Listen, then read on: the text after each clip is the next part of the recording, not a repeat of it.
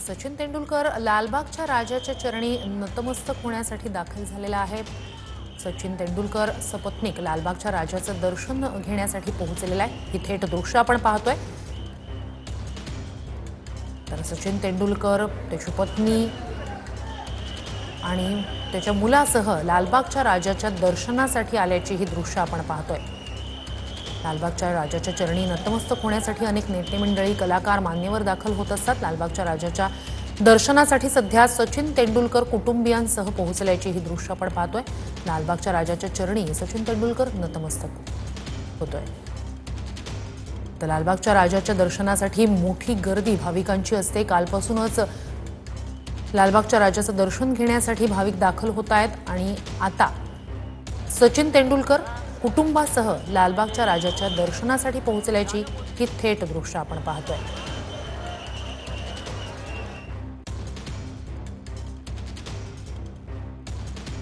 लालबागच्या राजाच्या चरणी नतमस्तक होत आहेत तेंडुलकर कुटुंब, त्याची ही थेट दृश्य आपण पाहतोय।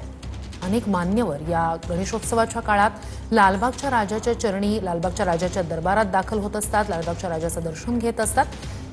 राज्यभरातूनच नाही तर देशभरातून अनेक भाविक आवर्जून गणेशोत्सवाच्या काळात लालबागच्या राजाचं दर्शन घेण्यासाठी मुंबईत दाखल होत असतात। तर काल लालबागच्या राजाच्या दर्शनासाठी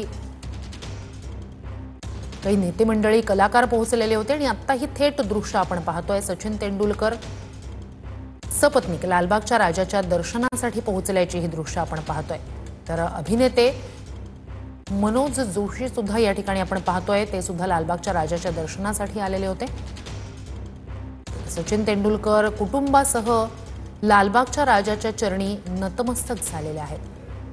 तेंडुलकर कुटुंब लालबागच्या राजाच्या दर्शनासाठी आलेलं आहे।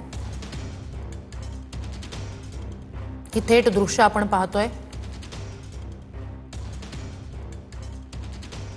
लालबागच्या राजाच्या दर्शनासाठी पोहोचले आहे तेंडुलकर कुटुंब।